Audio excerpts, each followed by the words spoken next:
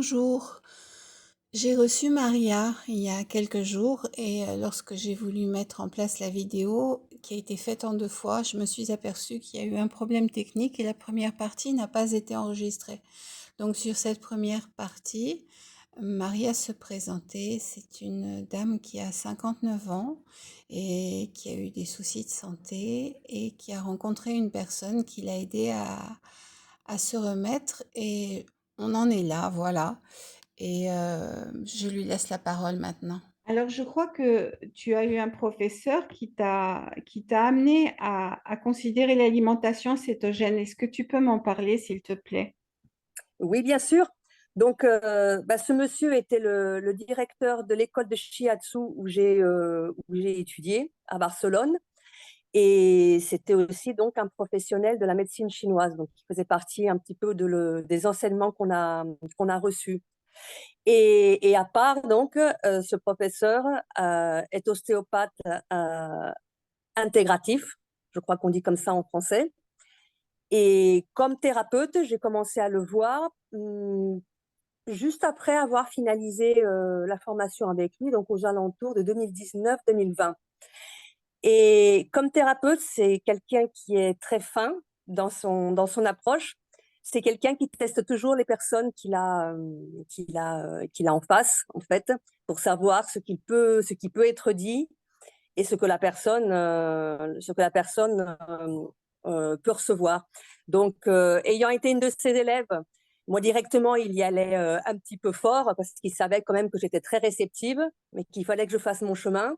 Et j'ai commencé à traiter avec lui des problèmes de dos, effectivement, de maux de tête, des choses comme ça, mais que lui a toujours connecté dans son approche avec les dysfonctionnements donc des organes de la médecine chinoise. Dès le moment où j'ai commencé à le voir en fait comme thérapeute, à part les problèmes d'articulation, de dos, de toutes ces choses, j'avais déjà des problèmes d'alimentation, de compulsion, d'ingestion un petit peu incontrôlée et puis pas du tout évidemment équilibrée. Et en fait, j'ai très vite compris avec l'approche de la médecine chinoise que l'organe justement qui ne fonctionnait pas, enfin qui était un petit peu en rébellion, c'était le foie, qui est en médecine chinoise, on dit que c'est le général, c'est le foie qui commande de tout. Là, alors en français, on dit la rate. Voilà. Et la rate, une de ses caractéristiques, quand la rate est en déséquilibre, c'est qu'on se goinfre de sucreries. Donc, c'est très, très lié à l'addiction au sucre, en fait. Donc, Donc, les crises de compulsion alimentaire en médecine traditionnelle chinoise seraient dues à un dysfonctionnement de la rate. de la rate et du foie. De la rate, si c'est des compulsions sucrées. Voilà. D'accord. Donc, c'est vraiment l'addiction au sucre. Parce que chaque organe en médecine chinoise est lié à une saveur, à une couleur et à une émotion. Et dans le cas de la rate, puisqu'il y a de nombreux addicts au sucre dans le groupe, quand l'organe est en équilibre, donc on consomme modérément du sucré, donc très modérément, donc pas d'addiction, pas d'ingestion compulsive, et le foie de son côté gouverne donc toute la répartition, enfin, la distribution du sang dans les organes, donc la nutrition des organes, ensemble avec la rate. Et sa saveur, on va dire, c'est plutôt tourné vers l'amertume.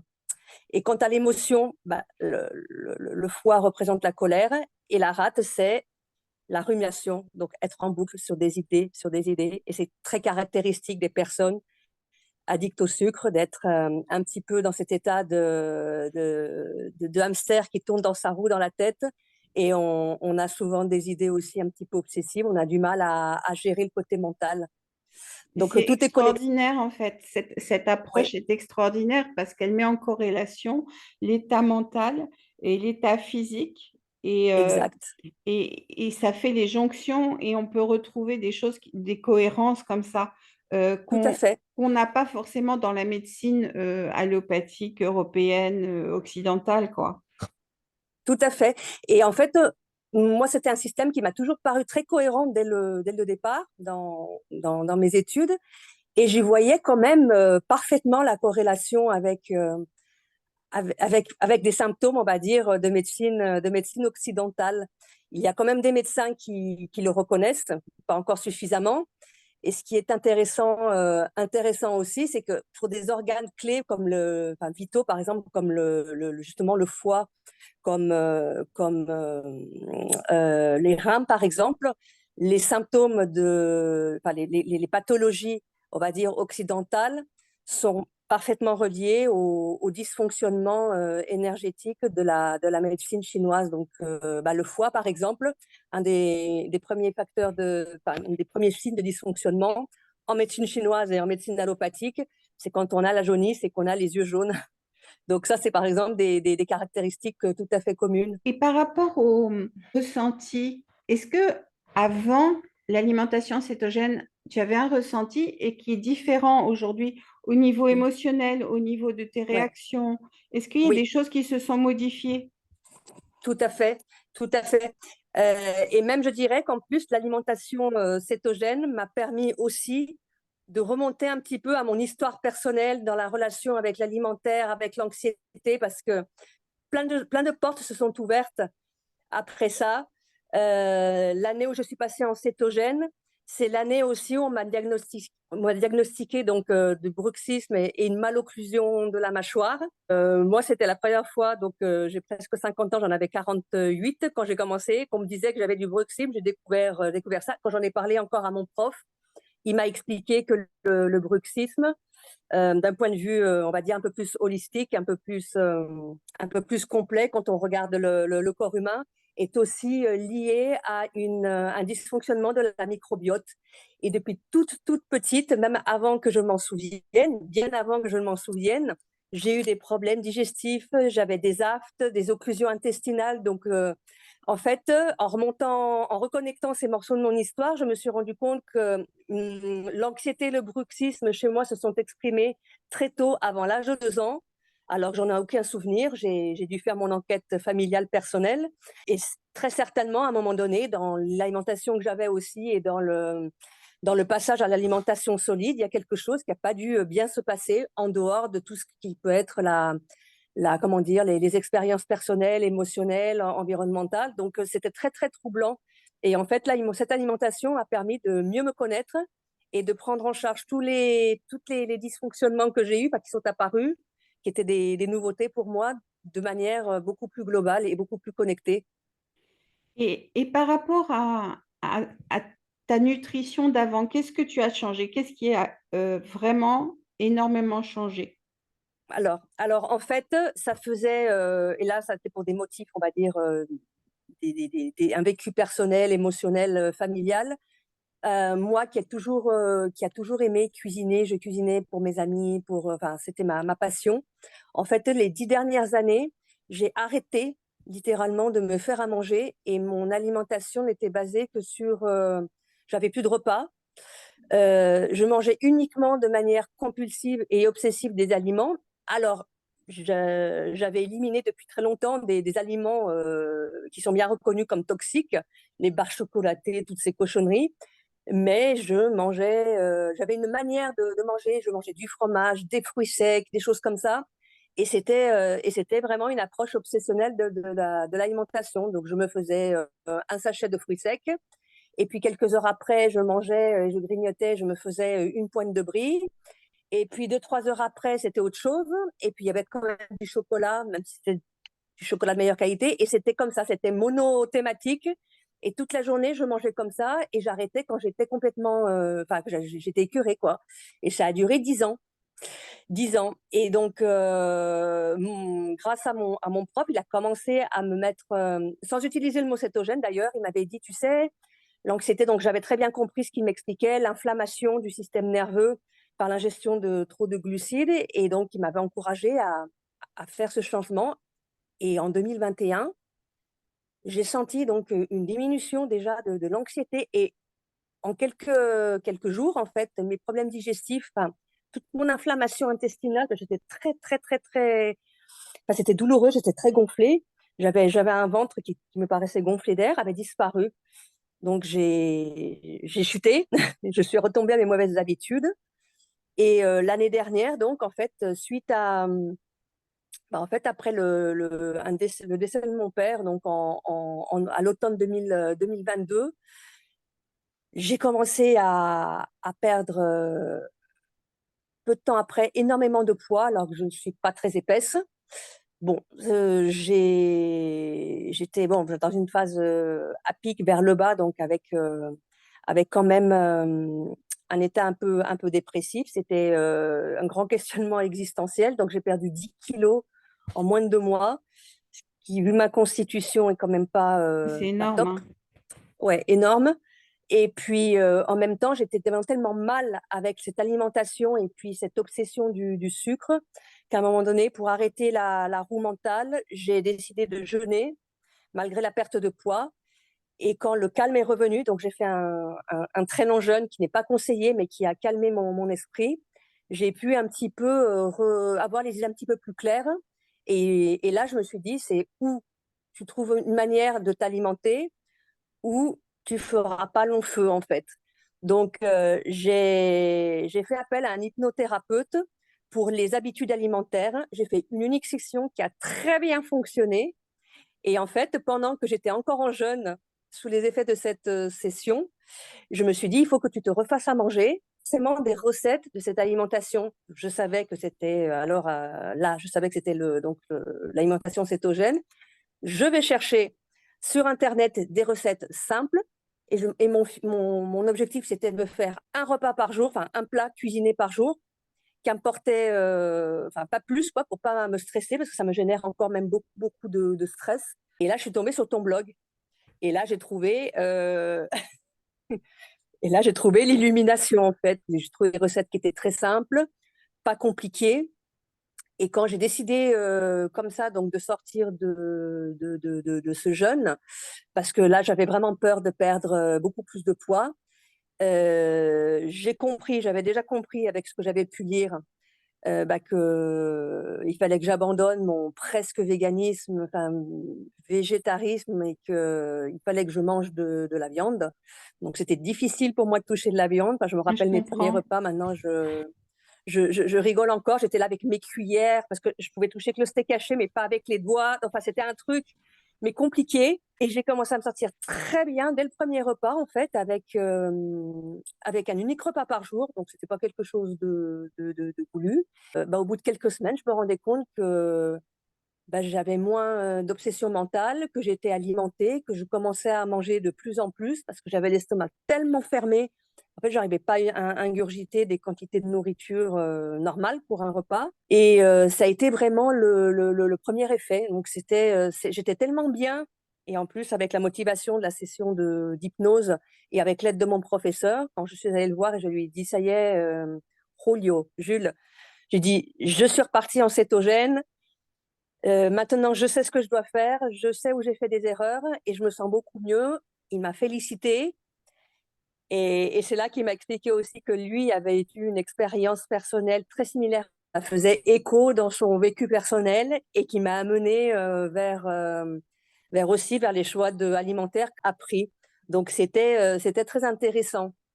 Et après ça, donc, j'étais beaucoup plus informée. Je suis rentrée dans le groupe et je voyais qu'il y avait des choses qui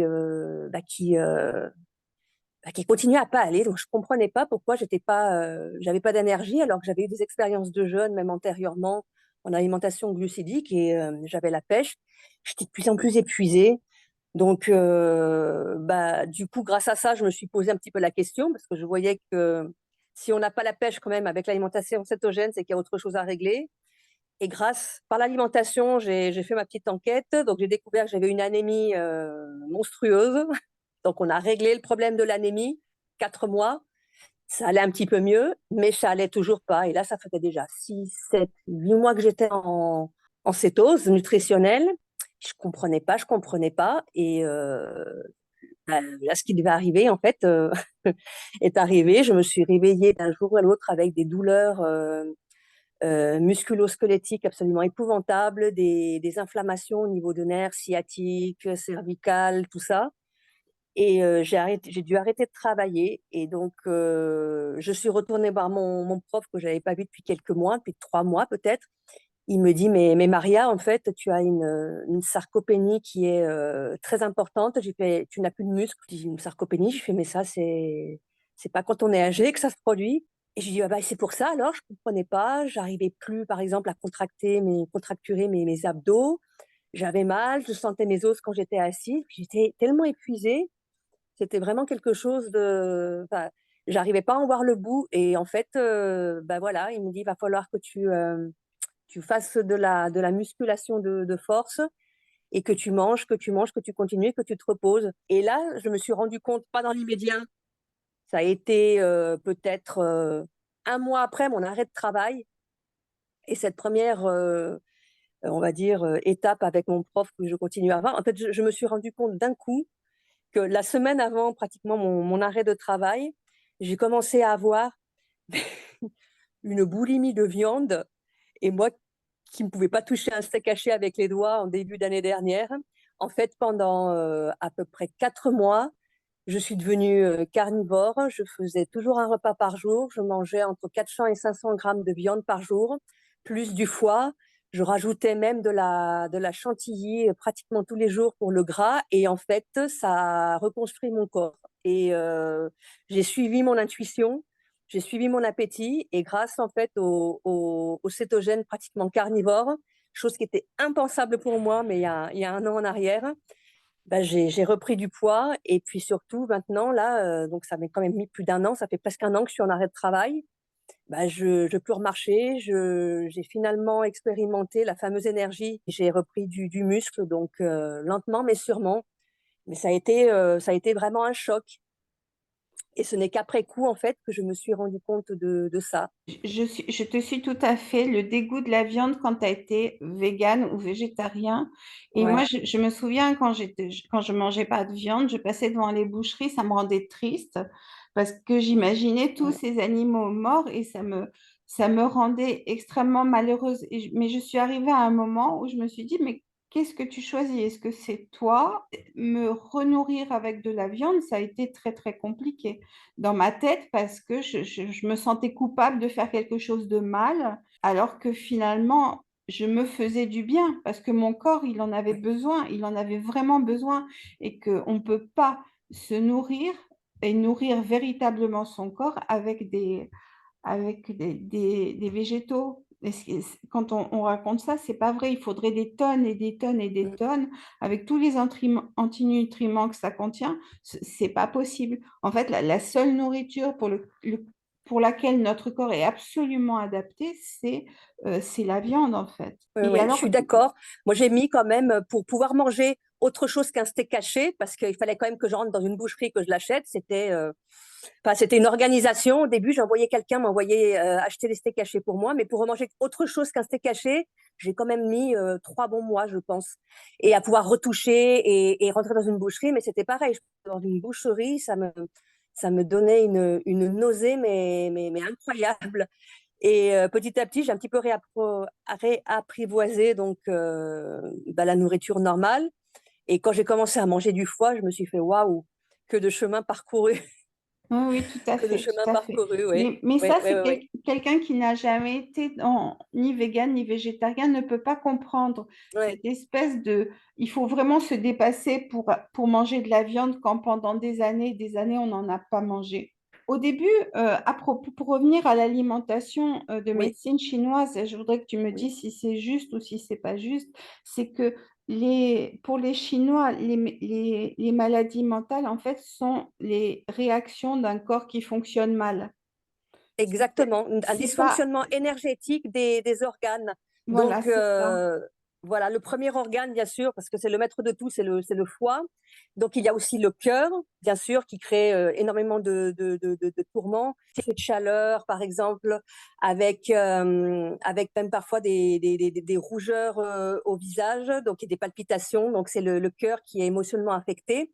Et en fait, dans le circuit, dans le concept de l'énergétique chinoise au niveau des organes, il y a une relation bien hiérarchisée entre les organes. Donc, il y a une relation qui est circulaire et qui suit donc en fait le rythme des saisons.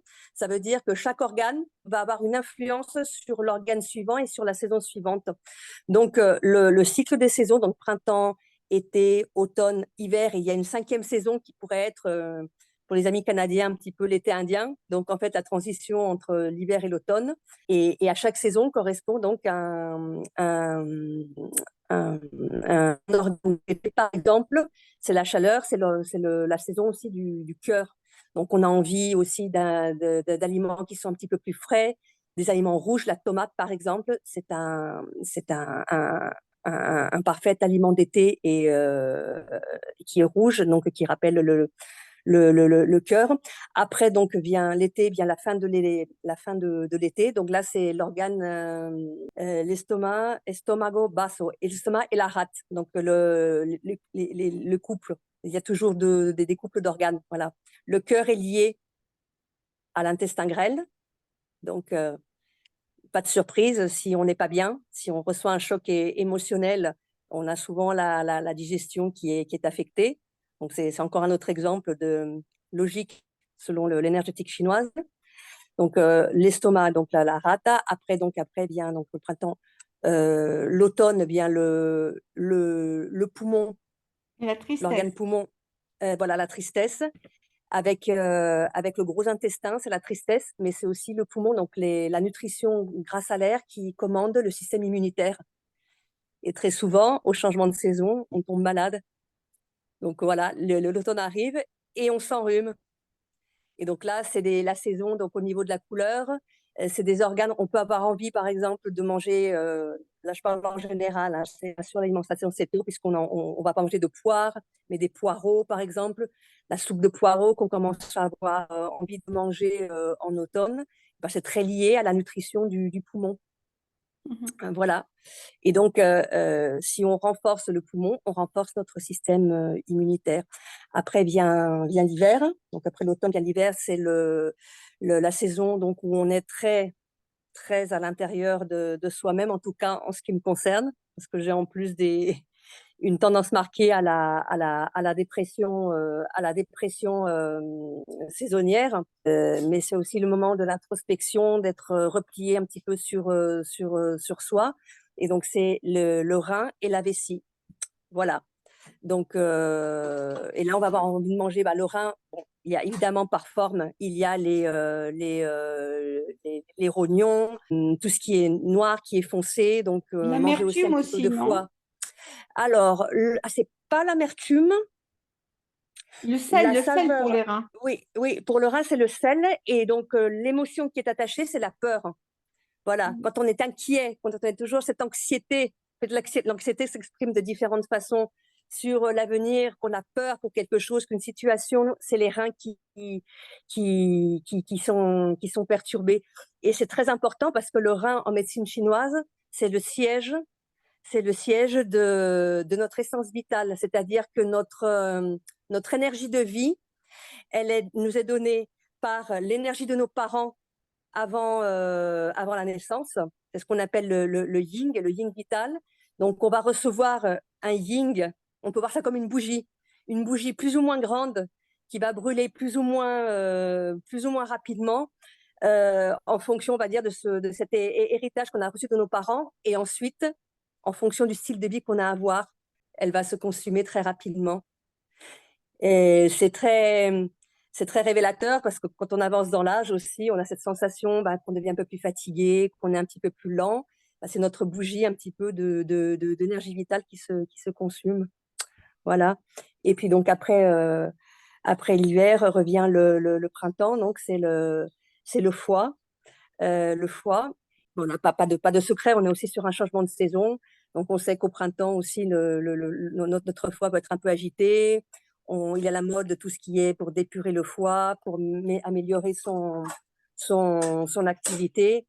Et c'est aussi un changement délicat. Je te remercie beaucoup pour toutes ces informations parce que c'est vraiment des champs possibles que tu nous ouvres vers d'autres perceptions de la santé, de la médecine, Tout à fait. de la façon dont le corps s'organise. et c'est absolument passionnant. Ça donne envie vraiment de s'intéresser. Et juste une dernière chose, Oui, si tu avais quelque chose à dire à quelqu'un oui. qui est curieux du CETO, qu'est-ce que tu dirais? Alors, curieux. Alors, c'est un peu compliqué parce que j'ai eu autour de moi deux personnes qui étaient curieuses du CETO.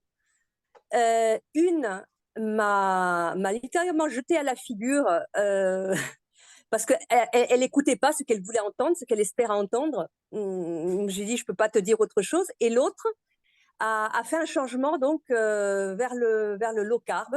Et en fait, elle est très heureuse comme ça. Et avec son mari, donc, qui est diabétique, donc il n'a plus besoin, même en low carb, de médicaments et de plus rien.